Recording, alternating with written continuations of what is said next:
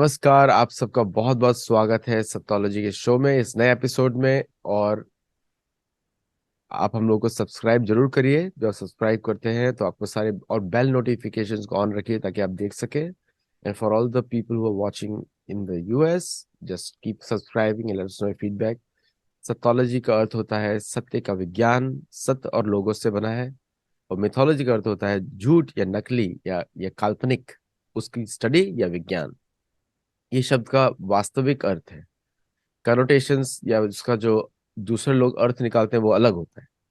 आज एक दूसरे इसी सीरीज का एक और एपिसोड है 21वीं सदी वाले पे। उसमें आज हम लोग डिस्कस कर रहे हैं किस तरह जो छोटे छोटे जो स्टेट्स हैं उनका आर्थिक स्वरूप और उनका जो डिफेंस, और किस तरह वो एक तरीके से वापस कॉलोनाइजेशन की तरफ हमको ले जाता है।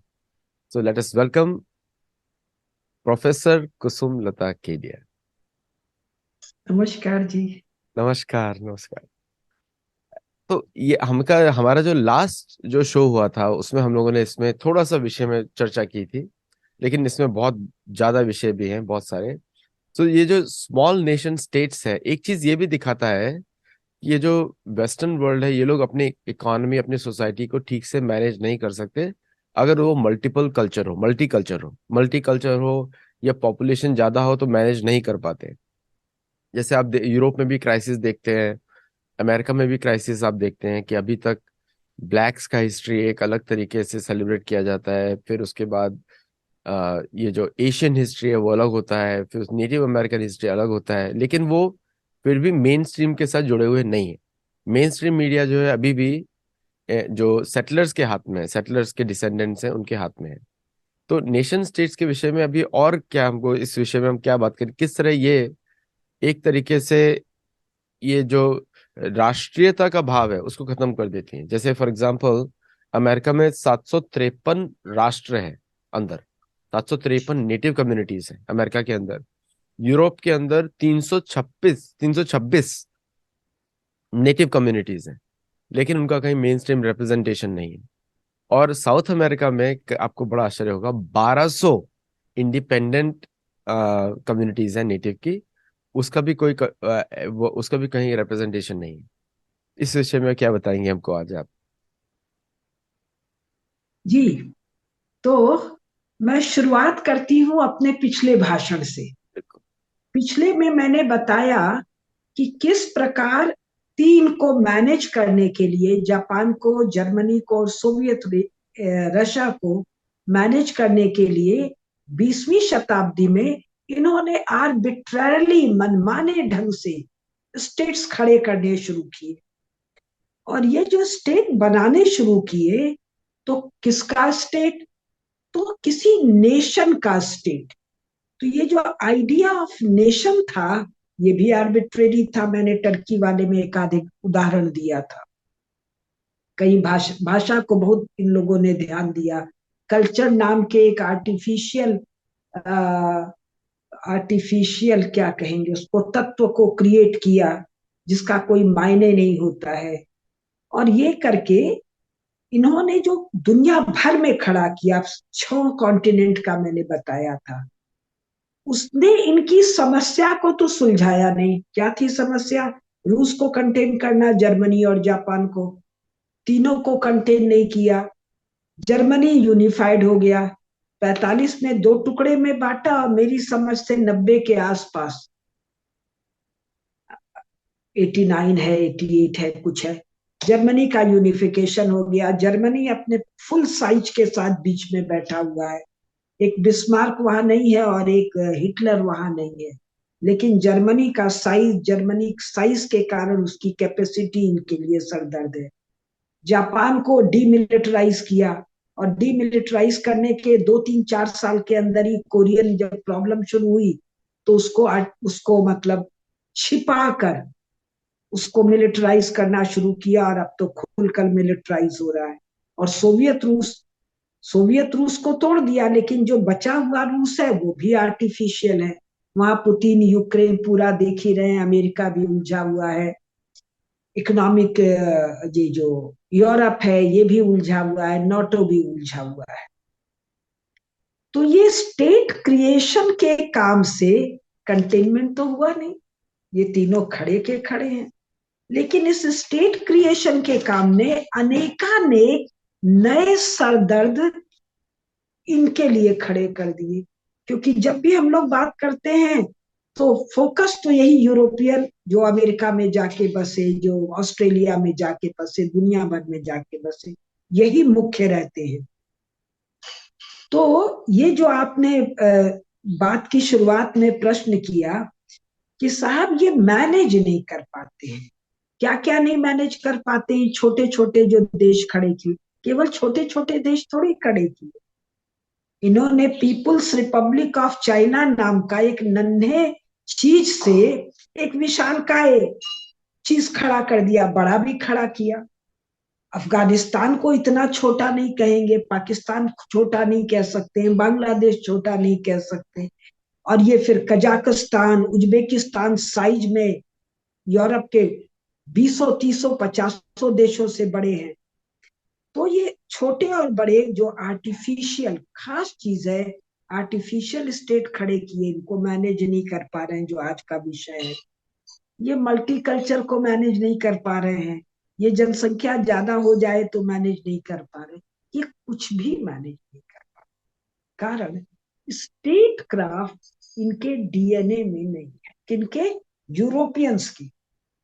किनके डीएनए में है? भरतवंशियों की। ये यूरोपियन कौन लोग हैं? ये यूरोपियन लोग सब के सब भरतवंशी हैं, जो 2-2,500 साल पहले ग्रेजुअली गए और यूरोप में बसे, फिर यूरोप से निकले तो अमेरिका, कनाडा, ऑस्ट्रेलिया में जाके बसे। लेकिन केवल भरतवंशी होने से तो नहीं काम चलेगा। भरतवंशियों की जो ज्ञान परंपरा है वो जब निरंतर प्रवाहित होगी तब तक आपके पास स्टेट क्राफ्ट होगा। अब यूरोप में ये कहते हैं तीसरी चौथी, जो कि एक फर्जी बात है, टोइन भी कह रहा है 8वीं शताब्दी में क्रिश्चियनिटी दिखने लगती है, क्रिश्चियनिज्म, या मैं कहूं कि चर्च, चर्च यूरोप में दिखने लगता है और पीक पर जाता है तो इसको डार्क एज कहते हैं। यही 8वीं से 18वीं वाले या कोई 17वीं वाले को डार्क एज कहता है, कहते हैं। इनका रेनेसा 15वीं में हो जाता है, 14वीं में हो जाता है, जो वर्तमान इटली है इनके 2 शहरों में हो जाता है। तो जो इनका रेनेसा का पीरियड है वो तो भयंकर डार्क एज है। स्त्रियों को, पुरुषों को, किसानों को, बच्चों को विच कह कह के ये जो अमानुषिक प्रताड़ना देते हैं, जलाते हैं, काटते हैं, फाड़ते हैं, तेल में उबालते हैं, पानी में उबालते हैं, पूरे शरीर में घुसाते हैं, तो ये सब क्यों करते हैं? क्योंकि सनातन धर्म जो लेकर ये सेंट्रल एशिया से आए थे वो धीरे धीरे धीरे धीरे छूट गया। क्यों छूट गया? ज्ञान परंपरा छूट गई, आचार्य परंपरा छूट गई, धर्म की परंपरा धीरे धीरे छूट गई, और उसकी जगह आ क्या गई? एक आसुरी परंपरा, जिसको चर्चियनिटी कह सकते हैं, क्रिश्चियनिज्म कह सकते हैं, चर्चिज्म कह सकते हैं। तो इस और ये इसने क्या किया? जो कुछ थोड़ा बहुत स्टेट बचा था उसको तोड़ फोड़ दिया। रोमन एम्पायर के बाद ये कहते हैं वहां स्टेट ही नहीं, रोमन एम्पायर के बाद भी बहुत स्टेट क्राफ्ट वहां बचा, लेकिन ग्रेजुअली 14वीं 15वीं तक आते आते स्टेट क्राफ्ट नहीं बचा। स्टेट क्राफ्ट की जगह जो बचा वो था चर्च का शिकंजा यूरोप के ऊपर। तो जो नेशन थे वो टूट गए, नेशन को चलाने के लिए जो स्टेट था वो टूट गया, और उसकी जगह आ गया चर्च का मैनेजमेंट। अब चर्च का मैनेजमेंट क्या था? लोगों को तोड़ देना, हर प्रकार से तोड़ देना, लोगों पर पाशविक तो कहना गलत है, पैशाचिक शिकंजा कर लेना। स्टेट राज्य का काम है सबके सुख, आनंद, उल्लास का काम करना। राज्य व्यवस्था क्या है? राजदंड धर्मदंड को धारण करता है। धर्म क्या है? सबके आनंद, उल्लास, उत्साह की व्यवस्था करना। सब में कौन है? ये समस्त लोग, केवल मनुष्य नहीं, जो कुछ भूत है, जो कुछ मैनिफेस्ट है और जो कुछ नॉन मैनिफेस्ट है, उन सब की व्यवस्था करना। तो जब राज्य ही नहीं है, जब राज्य का ज्ञान नहीं है, उसकी लॉजी नहीं है, जब स्टेट क्राफ्ट नहीं है, स्टेट नहीं है, राजा नहीं है, रानी नहीं है, राजा का महामात्य नहीं है, पूरी धर्म परंपरा नहीं है, तो मैनेजमेंट तो नहीं आएगा। कहीं मैनेजमेंट भी कई प्रकार के मैनेजमेंट है। एक है सरल कहे एक्सप्लॉयटेटिव मैनेजमेंट, एक्सप्लॉयटेटिव भी हल्का शब्द है। ब्रूटली किलिंग मैनेजमेंट, तो ब्रूटली किलिंग जो मैनेजमेंट था ये तो चर्च के पास था, लेकिन राज्य का काम था सबके सुख की व्यवस्था करना। तो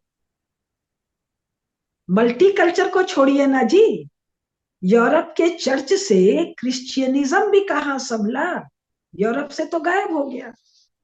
चर्च बिक रहे हैं, इनसे तो क्रिश्चियनिटी भी नहीं संभली, क्रिश्चियनिज्म भी नहीं समझा संभला, ईसा मसीह भी नहीं संभले, चर्च भी नहीं संभला, पादरी भी नहीं संभला। आज वेटिकन आधे किलोमीटर में है, मेरी समझ से उसकी जनसंख्या 800 है कि 8000 है, मुझे नहीं पता।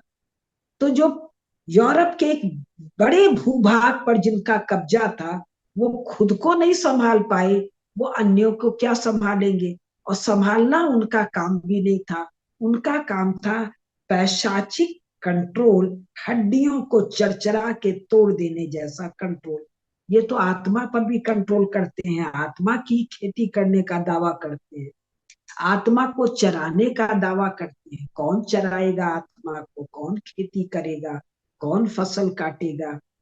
ऐसे अज्ञानता से भरी बातों का जो परिणाम होता है, वो परिणाम है न स्टेट संभल रहा है, न कल्चर संभल रहा है, न जनसंख्या संभल रही, इनसे ये खुद नहीं संभल रहे। तो आपके प्रश्न का उत्तर देकर फिर मैं अपनी जगह पर आ रही हूँ कि ये जो इतने सारे छोटे छोटे बड़े बड़े नेशन स्टेट खड़ा किए, इसका 21वीं सदी में और 20वीं सदी के उत्तरार्ध में ये भोग क्या रहे हैं। ये भोग ये रहे हैं कि सेकेंड वर्ल्ड वॉर के बाद United states of America super power बन के आया, तो state creation of nation state में इसकी मेजर भूमिका है। तो इसके ट्विन टावर पर अटैक हो गया, किसके द्वारा अटैक हुआ, non state player Osama bin Laden, और इसके क्या थे, तालिबान नाम था। हाँ, उसामा बिन लादेन वालों का अल कायदा नाम बाद में आया, पहले तालिबान थे फिर अल कायदा था, जो भी था। तो ये कोई स्टेट प्लेयर्स तो नहीं थे।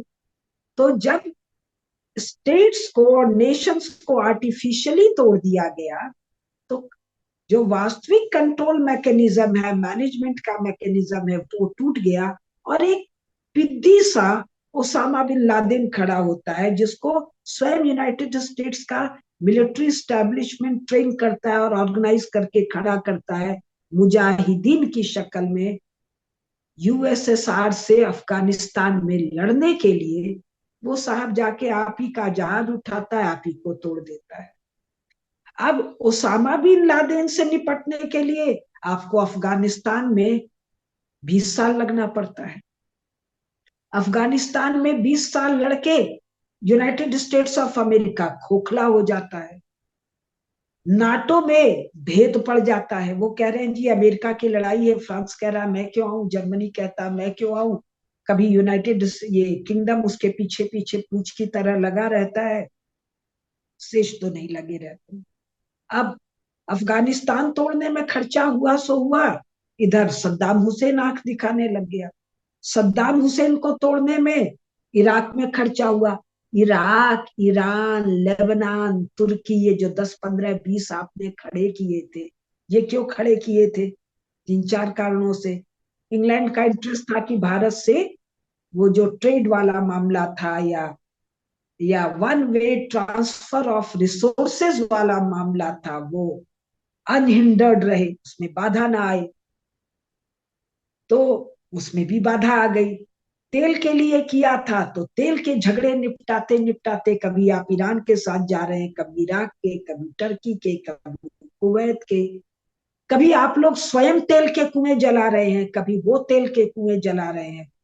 और तो आपको सद्दाम हुसैन इराक पर लड़ाई करना पड़ा, इराक से लड़ते लड़ते आपको सऊदी अरेबिया में रेजिम का साथ देना पड़ा। किस रेजिम का? उसामा बिन लादेन कहाँ का है? सऊदी अरेबिया का है। कौन है? वहाबी है। कौन है? पक्का कट्टर मोमिन बनने का दावा करता है, वस्तुतः मुनाफिकीन है। क्योंकि सारी टेररिस्ट फंडिंग ड्रग से होती है, और ड्रग वाला मामला तो जो कुरान चल रहा है उस कुरान में हदूद गुनाह है, गुनाह अगेंस्ट अल्लाह ताला, which cannot be pardoned either by religious authority or by secular authority। तो स्टेट खड़ा किया आपने और अपने लोगों को ही मरवा दिया। आप ही के लोग सैनिक बन के इराक में आते हैं, आप ही के लोग सैनिक बन के अफगानिस्तान में आते हैं, 5-7 आपके प्रेसिडेंट बदल जाते हैं, और किस शर्मिंदगी के साथ जो बिडेन के साथ अफगानिस्तान से वापसी होती है। अब वियतनाम 2 बना दिया। अरे वो तो चंपा था ना, चंपा का भी बाउंड्री सब बदल दिया आपने, 2 वियतनाम बना दिया। उस वियतनाम में आप रूस से लड़ने गए, एक हर लड़ाई में एक तरफ रूस खड़ा होता है, एक तरफ अमेरिका खड़ा होता है, और किसी आर्टिफिशियल नेशन स्टेट की जमीन पे आप लड़ते हैं। जैसे अभी आप यूक्रेन में लड़ रहे हैं, तो वियतनाम में आपने या चंपा में आपने अपनी कितनी फजीहत कराई। अब आपने ये पीआरसी खड़ा किया माओ के लीडरशिप में, जापान को और रूस को कंटेन करने के लिए। अब ये शी जिनपिंग की शक्ल में आपकी नाक में दम कर रखा है, और इसको कंटेन करने के लिए अब आप भारत को उठा रहे हैं। किस भारत को? जिसमें आपने पाकिस्तान निकाला था, बांग्लादेश निकाला था, अमेरिका ने नहीं, अमेरिका तो कम इंटरेस्ट ले रहा था। उस पर अभी हम आते हैं, आखिरी भाषण में उस पर हम आएंगे। अब आपको भारत के लोगों को बुलाना पड़ता है। अभी तो हमारे पास हमारा नरेंद्र है, नरेंद्र दामोदर दास मोदी। लेकिन जब राजीव गांधी था, जब मनमोहन सिंह था, तब भी आपको इन लोगों के साथ संयुक्त वो मिलिट्री अभ्यास जो किया था, संयुक्त सैन्य अभ्यास आपको करना पड़ा था ट्विन टावर पर अटैक के बाद। क्यों? अब इस नया जो एक नेशन स्टेट आपने 49 में खड़ा किया, जिसने कि तिब्बत को शामिल होने दिया नेहरू की सहायता से। सोवियत रूस ने कहा कि भाई चीन को दे देने दो, लेकिन अमेरिका वालों ने या यूरोप वालों ने कोई आपत्ति खड़ी की? जैसे कश्मीर का मामला यूनाइटेड नेशन में गया, तो क्या तिब्बत की रक्षा के लिए अमेरिकन फौज आई, कि सोवियत फौज आई, कि नाटो की फौज आई? क्यों नहीं आई? एक बड़ा सा पीआरसी खड़ा हो जाए, ये तिब्बत भी निकल जाए तो भारत कमजोर है। तो चूंकि स्टेट क्राफ्ट नहीं है, तो आपको समझ नहीं है कि जिन कम्युनिस्टों के हाथ में इतना बड़ा इलाका दे रहे हैं, मिलिटरली उनको इक्विप कर रहे हैं, फाइनेंशियली इक्विप कर रहे हैं, इकोनॉमिकली इक्विप कर रहे हैं, वो नॉन स्टेट प्लेयर है। एक नई बात जो मैं इंट्रोड्यूस कर रही हूँ, जिसको चीन कह रहे हो, ये चीन नहीं है, ये कम्युनिस्ट पार्टी का डोमेन है, ये कम्युनिस्ट पार्टी का चरागाह है। कम्युनिस्ट पार्टी स्टेट नहीं है, स्टेट प्लेयर भी नहीं है, नॉन स्टेट प्लेयर है। और नॉन स्टेट प्लेयर में भी कम्युनिस्ट पार्टी का नहीं चलता है। जो कम्युनिस्ट पार्टी पर कब्जा कर लेता है उसका चलता है, उसके विम्स एंड फैंसीज। उसका कोई इरादा किसी चक्रवर्ती सम्राट की तरह यशस्वी होने का नहीं है, उसको पते नहीं है। चक्रवर्ती सम्राट का मतलब जो चक्र को प्रवर्तित करे। कौन सा चक्र? धर्म चक्र को प्रवर्तित करे। माओ को क्या करना है? किस लेवल पे नरसंहार हुआ है, कितने प्रकार का, वो किसी अन्य भाषण में चर्चा करेंगे। टू द एक्सटेंट कि कम्युनिस्ट पार्टी के लोग चीन में नरभक्षी हो रहे हैं और इसकी चर्चा कर रहे हैं पूरे। तो आपने तिब्बतियों को मरवाया और क्या क्या नहीं किया, और करके भारत के पास वो तिब्बत के इलाके में जो भी खनिज पदार्थ है, वाटर रिसोर्सेज है, उसका जो स्ट्रेटेजिक इंपॉर्टेंस है, वो चीन के हाथ में डलवाया। और अब चीन आपके डाउनफॉल का एक मेजर कारण है। कोरोना आपके लिए मैटर करता है कि नहीं करता है? 150 लाख आदमी मर जाते हैं, ये आपके लिए मैटर करता है कि नहीं मैटर करता है? लेकिन ये तो आपको मैटर करता है कि अब आपको ताइवान को प्रोटेक्ट करने पड़ेगा। जिस जापान को आपने डीमिलिटराइज किया एटम बम डाल के, उस जापान की सहायता से आपको सोवियत रूस और कम्युनिस्ट चाइना, दोनों कम्युनिस्ट रेजीम को मैनेज करना पड़ रहा है। तो जो मैंने पहली बात बोली कि ये अभी तो ये स्टेट वाले मामले में आर्बिट्रेरी आर्टिफिशियल जो नेशन स्टेट खड़े की, अब इसका एक पक्ष बताया मैंने, केवल एक पॉइंट, कि ये आपकी समस्या को सुलझाने की जगह नई नई समस्या खड़ी कर दिए। क्यों खड़ी कर दिए? You don't know how to run the state. अब ये अमेरिका क्या है, आप भी सेटलर शब्द यूज कर रहे हैं। अरे उस धरती पर जो है सब सेटलर है, अफ्रीकन भी सेटलर्स है, मूल निवासी तो कहीं बंद है। और 250, 300, 500 साल में सब सेटलर है। लेकिन अभी पावर के ड्राइविंग सीट पर कौन बैठा हुआ है? यूरोप वाले सेटलर। यूरोप वाले सेटलर्स की खासियत क्या है? स्टेट क्राफ्ट नहीं आता है, चर्चियंटी वाला माइंडसेट है, विनाश, कंट्रोल, डिस्ट्रक्शन, हड्डी को तोड़ देने जैसा कंट्रोल। अगर मुझे ठीक ठाक याद है तो जोसेलिन मटिल्डा गेज की एक किताब है, चर्च, स्टेट एंड वुमन, कुछ इस तरह का नाम है। वो कहती है 1830, early 19th century, United states of America, burning states, and what is burning?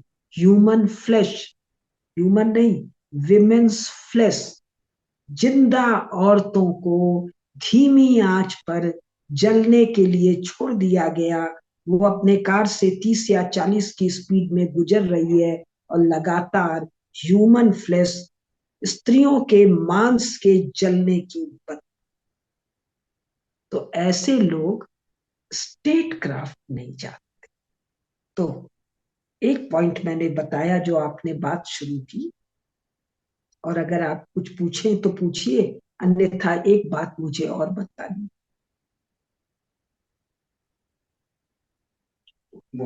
जी, तो दूसरी बात यह है कि ये आर्टिफिशियल जो स्टेट थे, ये किसने बनाया?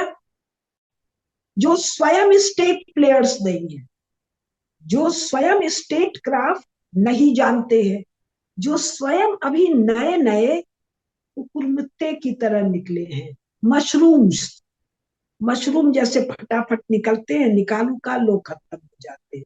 जो मशरूम की तरह निकले हुए स्टेट है, वो बाकी स्टेट, नेशन स्टेट खड़ा कर रहे हैं। अब मशरूम जैसे स्टेट में किसको कह रही हूँ? USA, USSR, Germany 1870, England, France और 150 साल पहले, बाकी इनके क्रिएशन।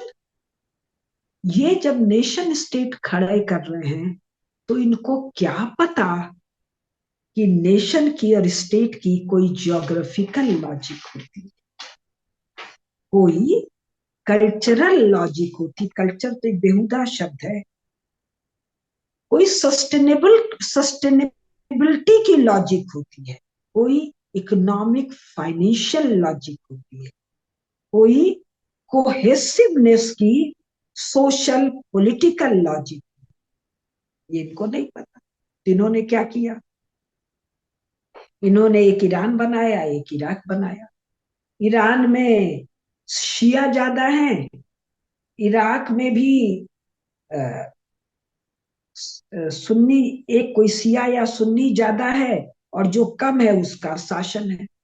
और इन दोनों में एक तीसरा बड़ा फैक्टर है, कुर्द।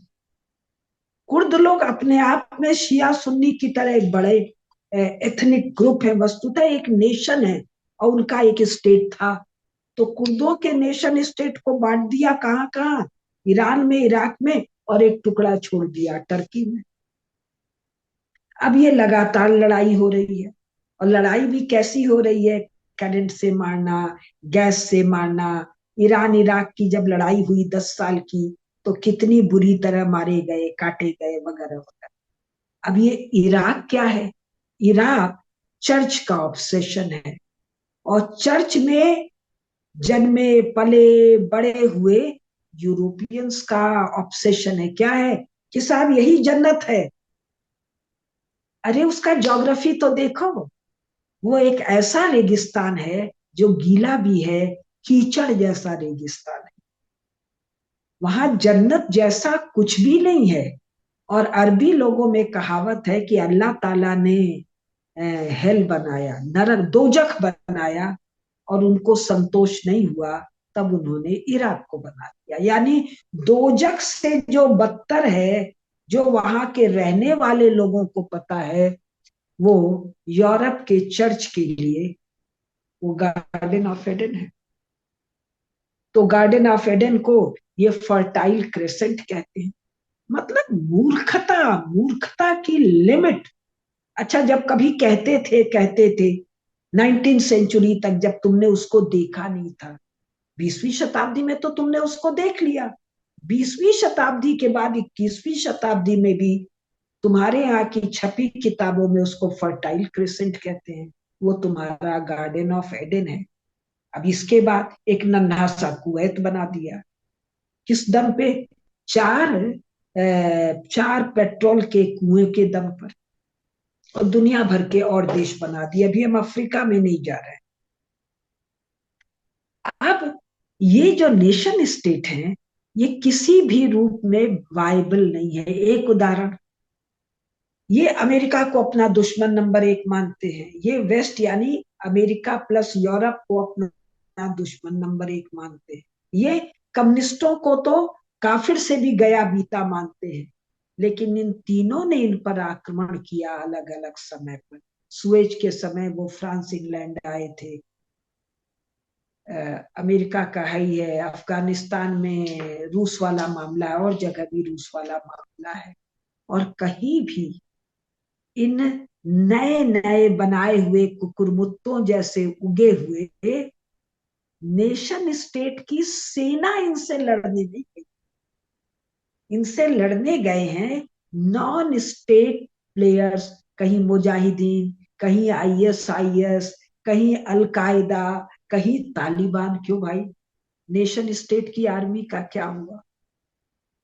ये नेशन स्टेट के जो हेड्स ऑफ स्टेट हैं, ये स्वयं कहीं से पकड़ के लाए गए और हेड ऑफ स्टेट बना दिए गए।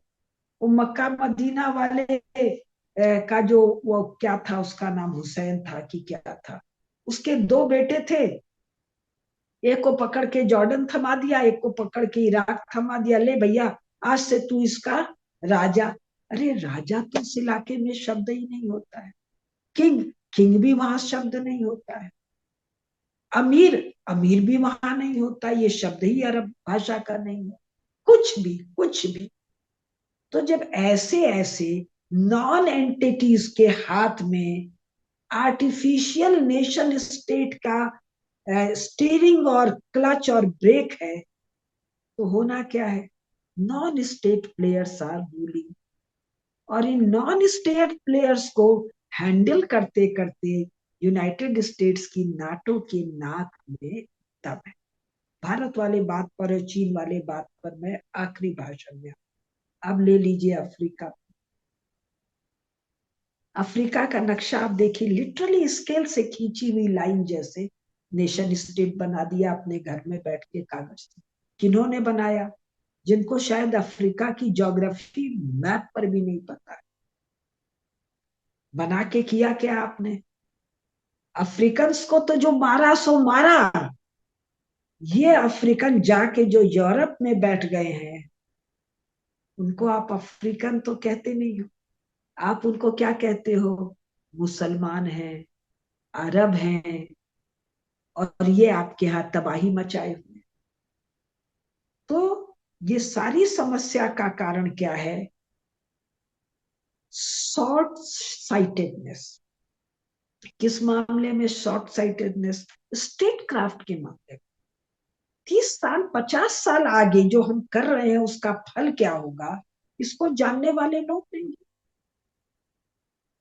और जो निर्णय ले रहे हैं कहाँ पर, अमेरिका में और यूरोप में, वो स्वयं नॉन स्टेट प्लेयर्स हैं।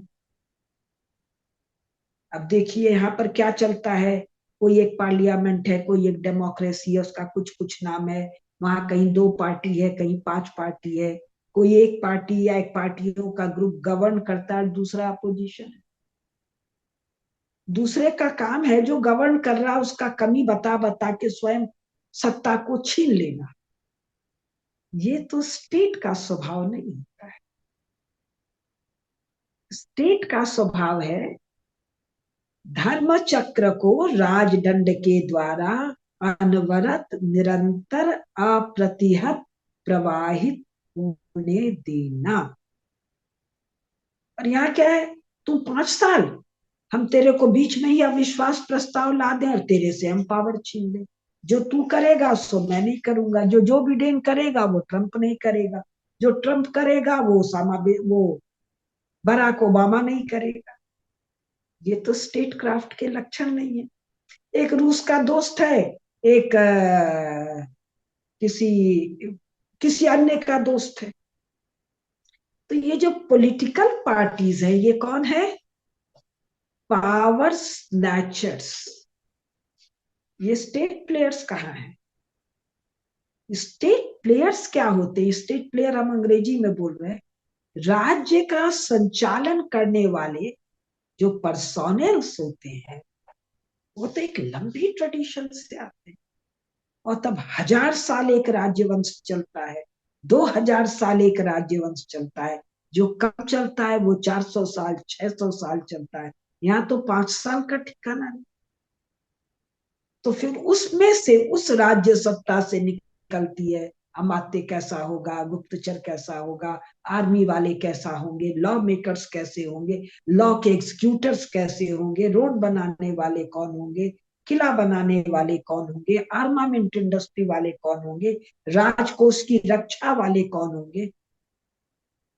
इस सिस्टम से तो ये सब कुछ नहीं निकलता है। तो यूरोप और अमेरिका में के पार्लियामेंट्स में बैठे हुए छोटे छोटे नन्हे सेल्फिश ग्रुप्स उन यूरोपीय अमेरिकन देशों की सत्ता को छीनने में लगे हुए हैं। इन्होंने क्रिएट किया नेशन स्टेट।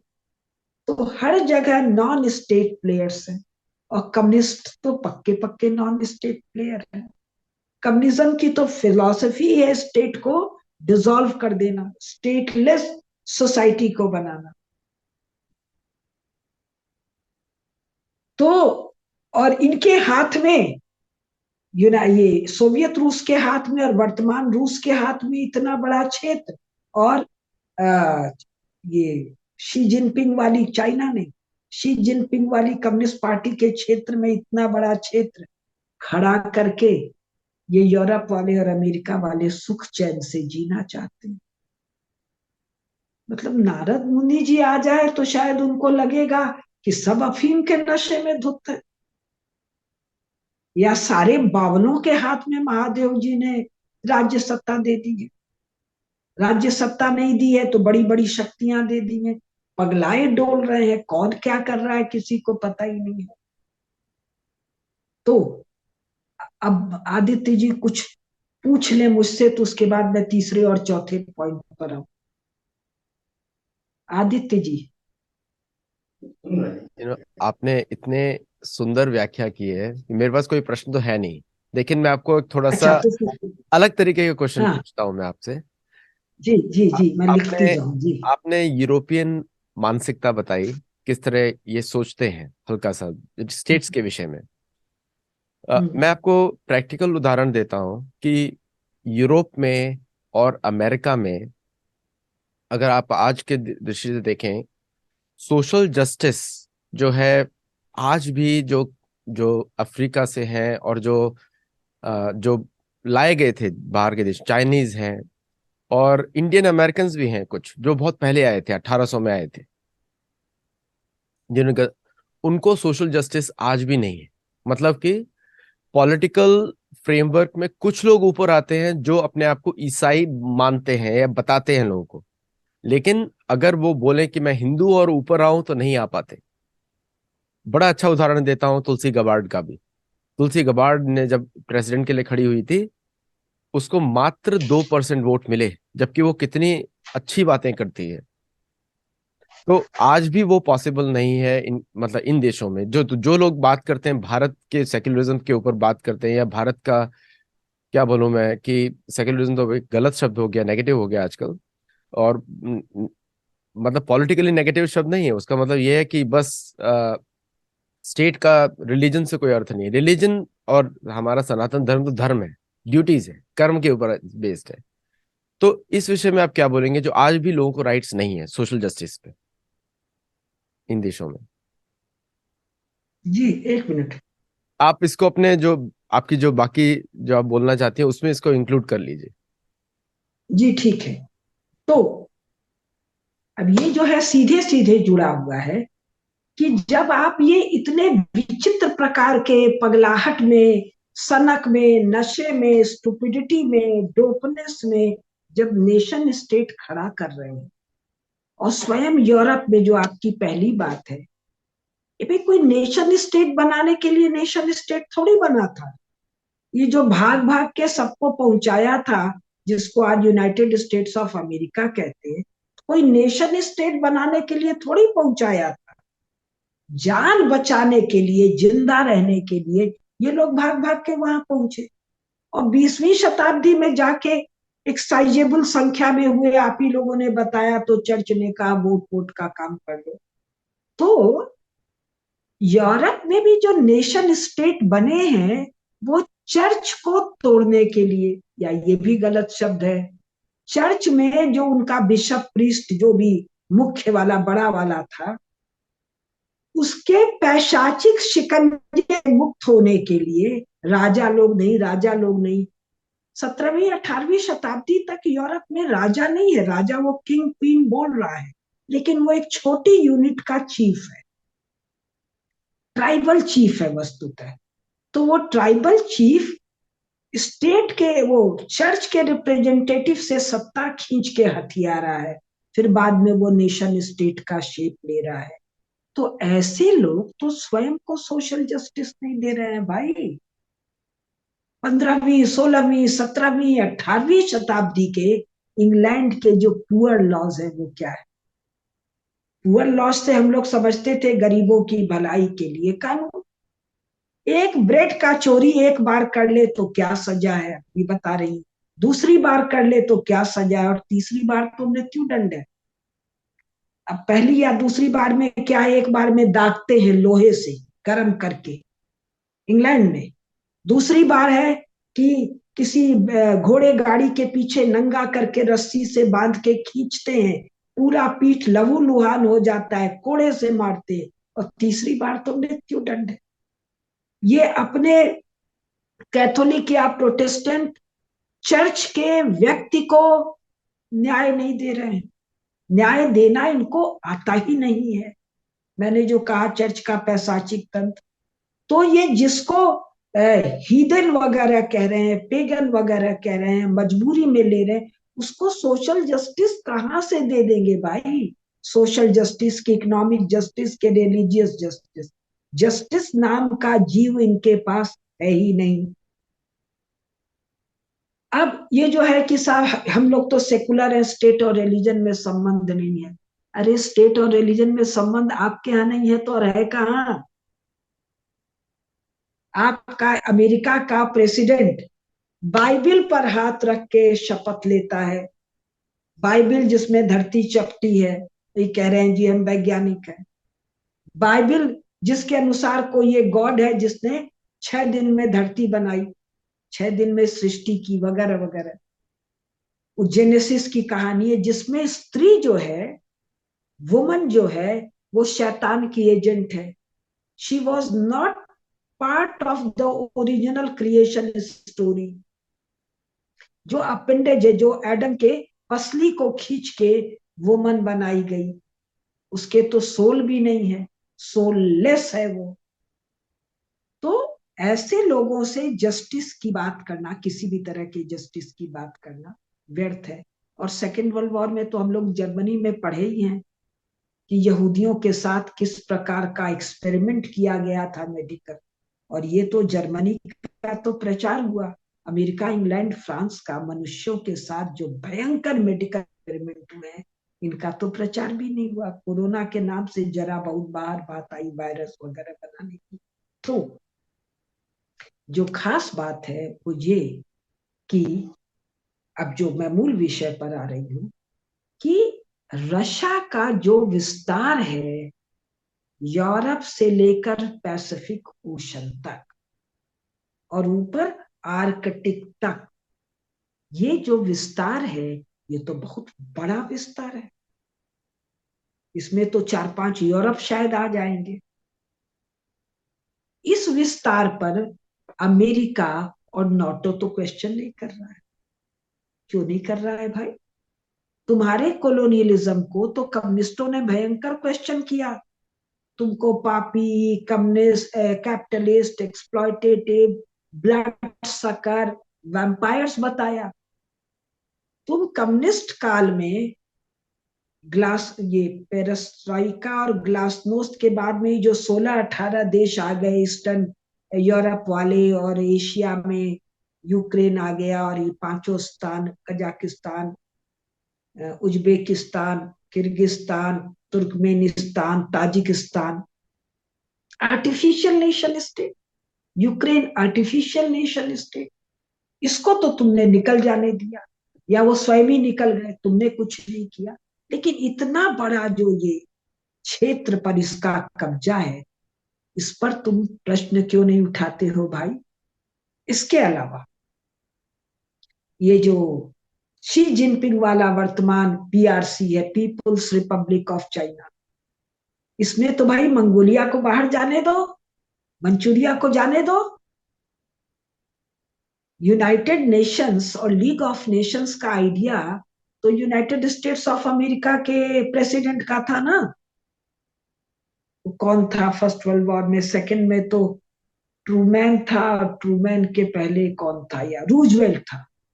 और फर्स्ट वर्ल्ड वॉर के बाद जब ये बना है लीग ऑफ नेशन, तो कौन था? मुझे नाम नहीं याद। तो भाई ये जो वास्तविक जो नेशन स्टेट है, अब जो खास बात मैं कह रही हूँ, अभी मैं बात कर रही थी आर्टिफिशियल नेशन स्टेट जो आर्बिट्रेरीली क्रिएट किए गए without any geographical economic logic, लेकिन जो स्वाभाविक राष्ट्र थे, राज्य राष्ट्र थे, तुम्हारी भाषा में, हमारी भाषा में केवल राष्ट्र थे। मंगोलिया, मंचूरिया, तुर्किस्तान, तिब्बत, इनके सेल्फ डिटर्मिनेशन का हक तो तुमने सेकेंड वर्ल्ड वॉर के बाद छीन लिया। आज तुम अपने हित में, किसके हित में? यूनाइटेड स्टेट्स और नाटो के हित में तुम क्यों नहीं बात कर रहे हो भाई कि ये पुतिन वाले रूस का ये जो एशियाई क्षेत्र पर कब्जा है, मुक्ति करो। ये जो शी जिनपिंग का इस पूरे इलाके और नीचे के हिन्नान पर जो कब्जा है, मुक्ति करो। ये आप लोग को सूझता भी नहीं है। क्यों नहीं सूझता है? स्टेट क्राफ्ट आपका विषय नहीं है। नहीं तो आपको 1945 के बाद जब डीकॉलोनाइजेशन प्रोसेस अमेरिकन प्रेसिडेंट ने शुरू किया, तो कम्युनिस्ट कॉलोनाइजेशन की पर तो किताबें ही नहीं है, कोई चर्चा ही नहीं है, कोई पब्लिक डोमेन में बहस नहीं है। 45 से 1923 आ गया, 55 साल वो, 23 साल ये, कहीं कोई चर्चा नहीं है। अब चर्चा कर लो भाई। स्टेट क्राफ्ट के जानकार देश से मैं आपको बता रही हूं, भारत में नरेंद्र दामोदर दास मोदी इसकी चर्चा करेंगे। और तुम लोग के तो सीधे इंटरेस्ट में है ये जो दो बड़े आर्टिफिशियल नेशन स्टेट हैं, और पुतिन वाला रशिया। तो इसका जो एशियाई पार्ट है, ये तो आज भी सोवियत कब्जा टाइप का चीज है। दूसरे नेशन स्टेट जो स्वाभाविक थे, कौन थे स्वाभाविक? जिनका वर्णन जिनका वर्णन रामायण में है। सुग्रीव महाराज जब वानरों की सेना भेज रहे हैं सीता जी की खोज में, जिसका विस्तार से वर्णन नेशन स्टेट्स का महाभारत में है। जब अर्जुन दिग्विजय यात्रा के लिए जाते हैं, कोई एक बार थोड़ी वर्णन है, हमारे सैकड़ों सैकड़ों शास्त्रों में बारंबार वर्णन है, और स्वयं महाभारत में दसों बार वर्णन है, अन्य अन्य प्रसंगों में वर्णन है। तो ये जो स्वाभाविक नेशन स्टेट्स है, 5-7 का मैंने नाम बताया, सबका नाम मैं नहीं बता पा रही हूं, बिना पुस्तक के सहारे मुझे अब उतना याद नहीं रहता है। तो इन नेशन स्टेट को अगर सेल्फ डिटर्मिनेशन का अधिकार हो, यानी मैं जो दूसरी बात इंट्रोड्यूस कर रही हूं, स्वाभाविक राष्ट्र और अस्वाभाविक राज्य राष्ट्र, राज्य देश, नेशन स्टेट, तो आर्टिफिशियल नेशन स्टेट क्रिएट किया, उनको यूनाइटेड नेशंस में जगह है। और जो स्वाभाविक राष्ट्रीय इकाइयां हैं, जो अभी आदित्य जी ने बताया कि यूनाइटेड स्टेट्स में 753 है, यूरोप में 326 है, और दक्षिण अमेरिका में 1200 है। इनके पास ओरल हिस्ट्री भी है, और इन सबके पास लिखित इतिहास भी है। इनका क्षेत्र क्या है, किस नदी के उत्तर, किस नदी के दक्षिण, किस पहाड़ के पूरब, किस पहाड़ के दक्षिण, सब डिटेल इनके पास जानकारी है। क्योंकि ये स्वयं की जानकारी है कि मैं जो एक राष्ट्र हूं, इस राष्ट्र की भूमि मेरे लिए पवित्र है, उस भूमि की सीमाएं क्या हैं। तो जब स्वाभाविक राष्ट्र अपनी सत्ता को संभालेंगे, जो संभालेंगे धर्म चक्र के अनवरत प्रवर्तन के लिए। धर्म चक्र ये भाई रिलीजन और मजहब वजहब नहीं है, ये कॉस्मिक लॉज के इंसेसेंट इंसेसेंट प्रवाह को क्या कहेंगे, मतलब जो लगातार चलता रहे, उसमें कोई बाधा ना आए। क्यों चलता रहे? जीव मात्र का मैनिफेस्ट और नॉन मैनिफेस्ट दोनों प्रकार के जीव का, भूत मात्र का, अब इसके लिए अंग्रेजी में शब्द हो तो मुझे पता नहीं, एलिमेंट्स और क्या क्या शब्द है, इनके आनंद के लिए, इनके उत्साह के लिए, इनके वीर्य वर्धन के लिए, इनके बल वर्धन के लिए, इनके प्रजावर्धन के लिए। अब ये थोड़े से शब्द जो मुझे आते हैं उनके द्वारा मैं बता रही हूं। सब खिलखिलाते रहे, केवल मनुष्य नहीं, चिड़िया भी, पेड़ भी, कीटाणु भी, विषाणु भी, विषाणु और कीटाणु भी खिलखिलाते रहे। न मारना है, न काटना है, न जलाना है। और ये सब किसी लो लिविंग स्टैंडर्ड पर नहीं, कोई अजंता बनाते हुए, कोई एलोरा, कोई कोणार्क, कोई सोने के महल बनाते हुए, जैसे विपुल ऐश्वर्य के साथ। सनातन धर्म जिसका चक्र के प्रवर्तन की बात हम कर रहे हैं, उसमें एक देवी या एक देवता थोड़ी है, अनेकानेक देवी देवता है, सब युवा हैं, सुंदर हैं, ऐश्वर्य संपन्न हैं, आभूषणों से युक्त हैं, जीवन के विभिन्न प्रकार की लीलाओं को करते हुए एक समृद्ध जीवन जी रहे हैं। तो जब ऐसे नेशन स्टेट आएंगे, तब उनमें धर्म पूर्ण शासन व्यवस्था आएगी। ये जो यूनाइटेड नेशन है, ये तो बड़ा पिद्दी मरा हुआ सा चीज है। ये जो चक्रवर्ती सम्राट का जो अवधारणा है, अवधारणा भी शब्द गलत है, ये जो चक्रवर्ती सम्राट का की व्यवस्था है, ये क्यों है? संपूर्ण विश्व में एक प्रकार के धर्म शासन को बारंबार प्रवाहित करना, बारंबार, यानी प्रवाहित होगा फिर रुकेगा, फिर एक कोई महाबली आएगा, वो फिर फैलाएगा, फिर चीजें सिकुड़ेंगी, फिर फैलाएगा, फिर चीजें सिकुड़ेंगी। लेकिन इस प्रक्रिया में धर्ममय न्याय व्यवस्था बार बार बाधा मुक्त होकर प्रवाहित होगी। तो भारत के उदय के साथ पुनः चक्रवर्तित्व शब्द ही देखिए जिसमें चक्र है। कौन सा चक्र? धर्म चक्र। अभी क्या कहें, अभी हमारे नए पार्लियामेंट पर वो राष्ट्रीय चिन्ह लगा है शेरों का, लेकिन शेरों के सिर के ऊपर जो धर्म चक्र है वो गायब। कारण, नेहरू जी ने सारनाथ में धर्म चक्र टूट के जो गिरा था उसको भारत के राष्ट्रीय चिन्ह में शेर तो ले लिया, चक्र को किनारे रख दिया। नेहरू जी ने काहे किनारे रख दिया? स्टालिन के चेले थे, गांधी की भी चेलागिरी किए थे कई मामले में। इन लोग को धर्म से अलग करके ही चैन था। लेकिन मेरे नरेंद्र दामोदर दास मोदी को किसी ने क्यों नहीं सुझाया कि बिना धर्म चक्र के थोड़ी बैठता है ऊपर जाके, शेर के तो नीचे बैठता है बलशाली, उस शेर के ऊपर, हाथी के ऊपर, वृषभ के ऊपर धर्म चक्र स्थित होता है। और सिंह जो है राज सत्ता, हाथी वृषभ बल राज सत्ता का प्रतीक है।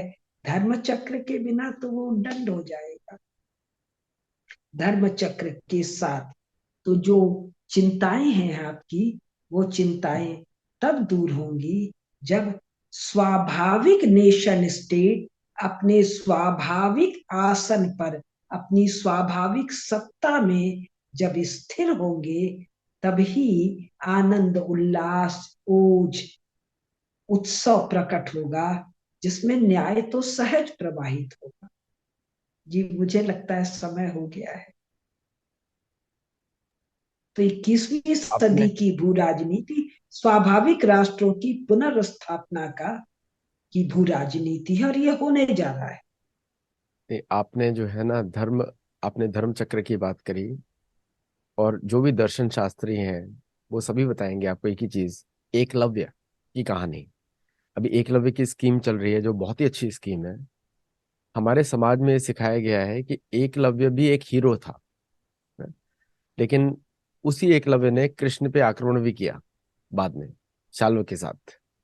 और तो मतलब धर्म पे सीधा आक्रमण किया। और उसके विषय में मैं लिख चुका हूँ अपनी पुस्तक में बड़ा डिटेल में कि कौन एकलव्य था। और लोग खिल पर में भी पढ़ सकते हैं कौन एकलव्य था महाभारत के। लेकिन मतलब ये विडंबना है कि पूरी महाभारत से हम उनको चुन रहे हैं, क्योंकि एक जो मानसिकता हम लोगों ने सिखाई है अपने पूरे समाज में कि अच्छाई हर जगह से उठाओ जहां भी दिखती है। वो चाणक्य की नीति भी है, हमारे सभी साधु बोलते हैं, ठीक है। लेकिन जब हम धर्मशास्त्र की बात करते हैं, वहां पे टॉप मोस्ट एग्जाम्पल चूज किया जाता है, टॉप मोस्ट। वहां पे ऐसे किसी व्यक्ति को चूज नहीं किया जाएगा जो धर्म के विरुद्ध हो। अच्छाई तो हम सबसे उठाएंगे, मतलब जो सामाजिक दृष्टि में दिखती है। लेकिन अगर हम उस व्यक्ति को हम हीरो उसी को बनाते हैं जो हमारे लिए एक आइडियल एग्जाम्पल हो, लॉन्ग टर्म में धर्म के अनुसार चले, उसको एग्जाम्पल बनाते हैं। लेकिन हमारे समाज की विडंबना है, एकलव्य के नाम पे स्कीम चल रही है, लेकिन पूरे महाभारत में इतने सारे लोग हैं, छोटे छोटे लोग हैं। कोई मानधाता स्कीम नहीं है, कोई पृथु स्कीम नहीं है, कोई ये जो हमारे जो हीरोज हैं, महाराज ययाति के ऊपर कुछ नहीं है। और इतने सारे हमारे ऋषि हैं, क्योंकि नाम ही लोगों को मालूम नहीं है। जैसे कि जो धौम्य ऋषि के नाम पे कोई स्कीम नहीं है, कोई। इतने सारे हमारे हीरोज हैं, लेकिन हमने उनमें से जिसको चुना जिसने कृष्ण के विरुद्ध युद्ध किया था, कि उसमें भी अच्छाई है। मुझे आश्चर्य नहीं होगा कि कल कोई रावण के ऊपर भी स्कीम बनाए, मुझे आश्चर्य नहीं होगा। बन सकती है रावण, कहीं तमिलनाडु में कहीं पे बन सकती है। ये काम हम लोग नहीं कर रहे हैं, बिल्कुल हम लोग नहीं कर रहे हैं। ये कौन कर रहे हैं? जो हमारे विरुद्ध है, जो कम्युनिस्ट है, जो नेहरू है, जो गांधी है। इन लोगों ने जो शिक्षा का सिस्टम बनाया, उसमें हिंदू धर्म को मतलब किसी प्रकार से हानि पहुंचाने वाले खलनायकों को नायक बनाकर प्रस्तुत किया। उस वो काम आदित्य जी भी नहीं कर रहे हैं, मैं भी नहीं कर रही हूँ। और हम कोई भी नहीं कर रहे हैं। कौन है? धर्मद्रोही, धर्मद्वेषी, देशद्रोही और देश से द्वेष रखने वाले लोग ऐसे लोगों को नायक बना रहे हैं। और हमारे जो लोग हैं पढ़ते लिखते नहीं है, तो एकलव्य के नाम पर हा हा हा हा, कर्ण के नाम पर हा हा हा, ऋषियों के नाम पर कैसा सुंदर बात आपने बोला, इनके नाम पर नहीं है, महाराज ययाति के नाम पर नहीं है, बहुत सुंदर। ये बात मैं अब आपके नाम से प्रेरणा लेके फेसबुक पर लिखने वाली हूँ। बहुत विडंबना है कि ये जो इतने बड़े हमारे जो मार्गदर्शक है, जिनके ऊपर हमारा समाज चलता है, महाराज नहुष, नहुष के नाम पे हम्म, समाज चलता है, जो भीम को भी मिलते हैं।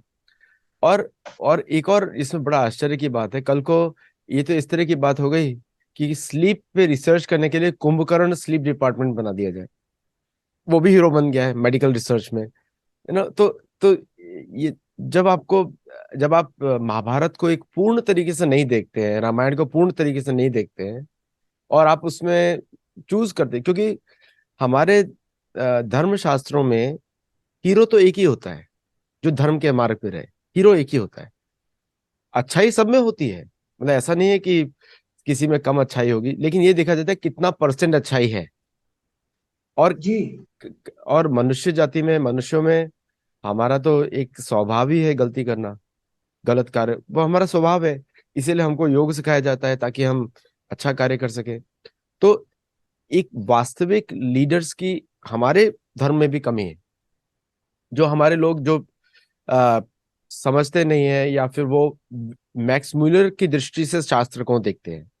और ये लोग मेन स्ट्रीम है, बड़े बड़े तिलक लगा के, बड़े बड़े, ये तो बड़े प्रवचन देते हैं ऐसे लोग।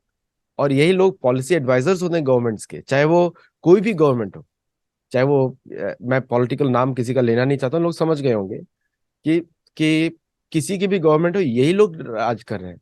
और ये उन लोगों ने इस तरह के नाम रखते हैं जो अपने आप को हिंदुत्व बचाने के लिए प्रयत्न कर रहे हैं, ये वो लोग ने नाम रखे।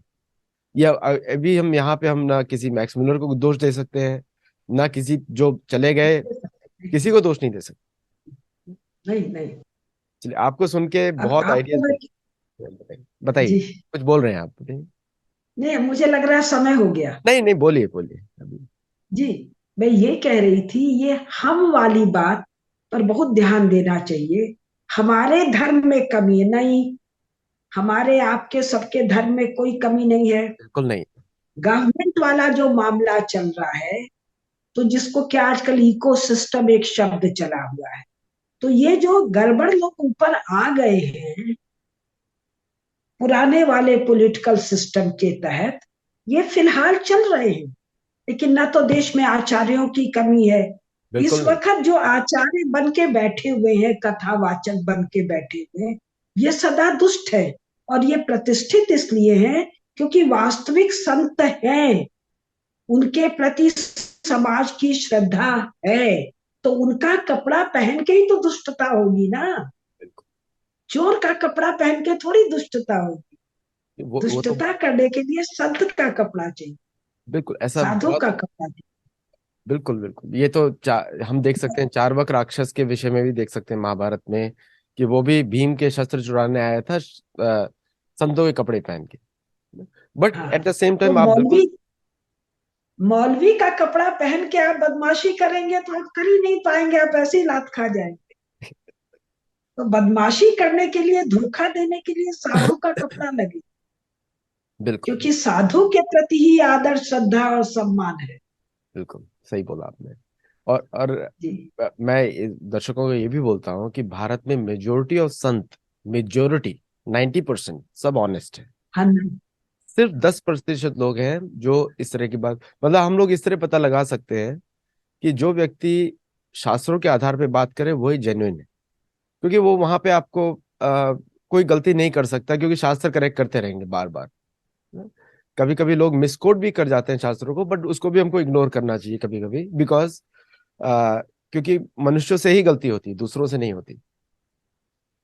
तो यहीं पे समाप्त करते हैं। आपके साथ बात करके मुझे बहुत आनंद आता है, दर्शकों आपको भी बहुत अच्छा लगा होगा सुन के। आपके तो बहुत प्रिय है प्रोफेसर कुसुमलता केडिया जी। तो प्लीज देखिए, शेयर करिए और लोगों को बताइए। उनका प्लेलिस्ट है हमारे चैनल पे, हमारे ट्विटर हैंडल को फॉलो करिए, आपको हर जगह आपको मिलेगा। और ये इनके सारे लेक्चर्स अभी हमारे स्पॉटिफाई चैनल पर आने वाले हैं धीरे धीरे। अभी हमारे स्पॉटिफाई चैनल पे सिर्फ 23 है। आप थोड़े दिनों में देखेंगे वो लेक्चर्स पहुंच जाएंगे 2000 लेक्चर्स पहुंचेंगे स्पॉटिफाई पे, अब वहां पे आप देख सकते हैं। और ऑल्सो हमारे दूसरे चैनल्स पे भी हम लोग लॉन्च करने वाले हैं धीरे धीरे, ताकि हमारा इकोसिस्टम काफी वाइड हो। तो रंबल पे भी होंगे अमेरिका में, ट्विच पे भी है हम लोग, और धीरे धीरे हम लोग टिकटॉक पर भी आने वाले हैं। नमस्ते एंड थैंक यू।